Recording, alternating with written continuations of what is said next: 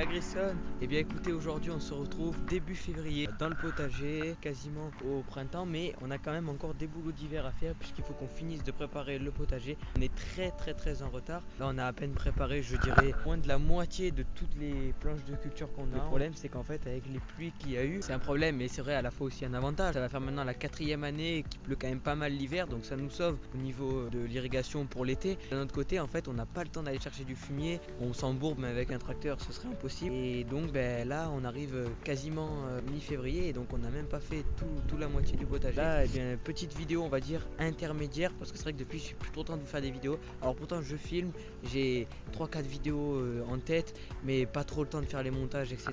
C'est pour ça que là, je voulais vous faire une petite vidéo, une journée de travaux, pour vous montrer un petit peu où on en est au niveau des récoltes également, parce que c'est ce qu'on va faire cet après-midi là. C'est parti.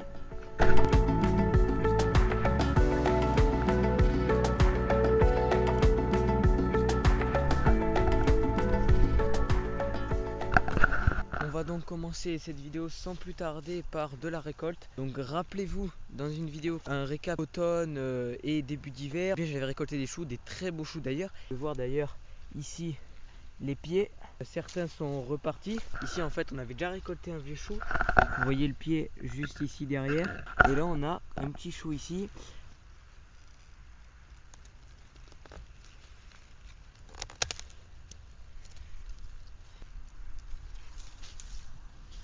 C'est vrai qu'il a plu récemment, donc il est encore bien trempé. C'est vrai que les feuilles du chou, c'est des feuilles qui, on dirait, un petit peu imperméables. Elles retiennent beaucoup l'eau, et donc là, si je le secoue, il y a pas mal d'eau.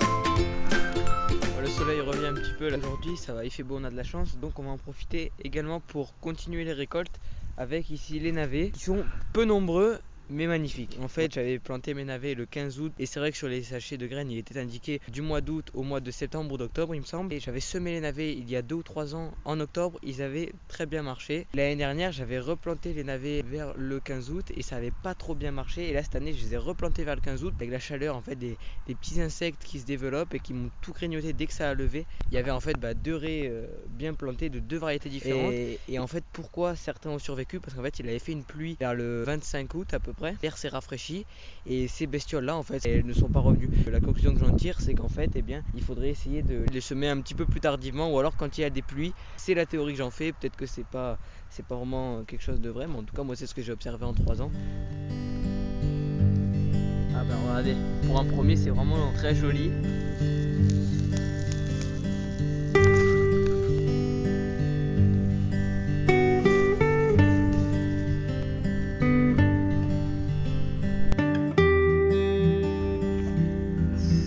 Regardez ça, magnifique. Je pense que celui-là c'est le plus gros que j'ai récolté.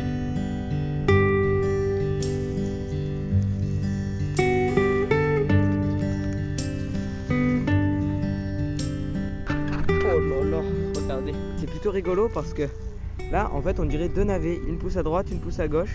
Mais franchement très content d'avoir en fait des produits comme ça quoi. Moi c'est toujours un plaisir, j'aime bien là ces légumes racines. Moi c'est vraiment quelque chose que j'aime bien cultiver parce que c'est quand même plutôt complexe à cultiver, semer etc, des petites graines très fines, la levée très difficile. En fait c'est un petit peu caché, on sait jamais ce qui s'y cache dessous. C'est un réel plaisir que de cultiver ces légumes racines.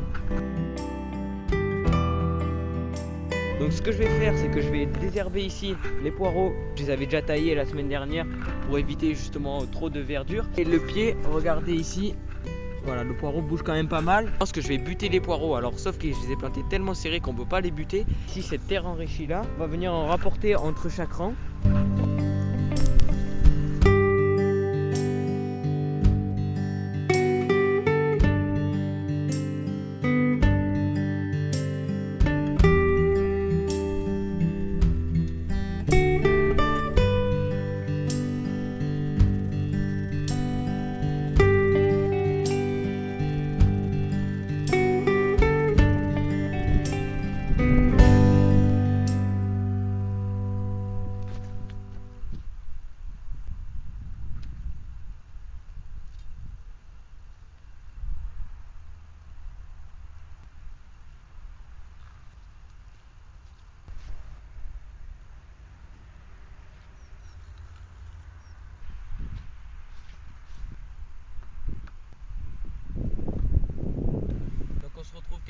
tard après les récoltes de navets. Nous sommes actuellement mi-février et donc on va s'attaquer au semis de petits pois. Tout comme les fèves que vous avez vu précédemment, les petits pois c'est une culture que je n'ai plus fait il me semble depuis 2 ans à peu près. J'ai donc semé 2 petites raies parallèles aux 2 raies de fèves.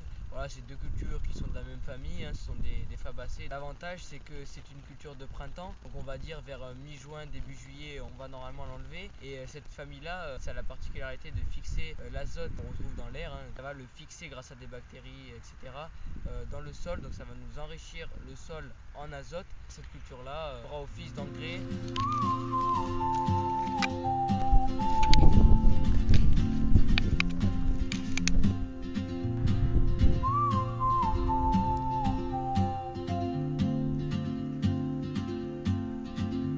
She moves like a map with no borders, a whisper caught in the wind.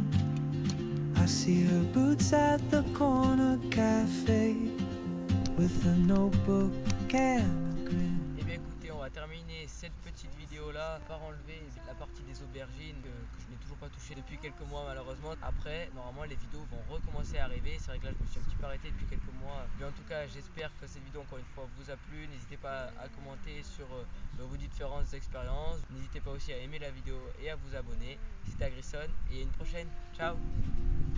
You carry the sun in your stride, leaving behind what I hold inside.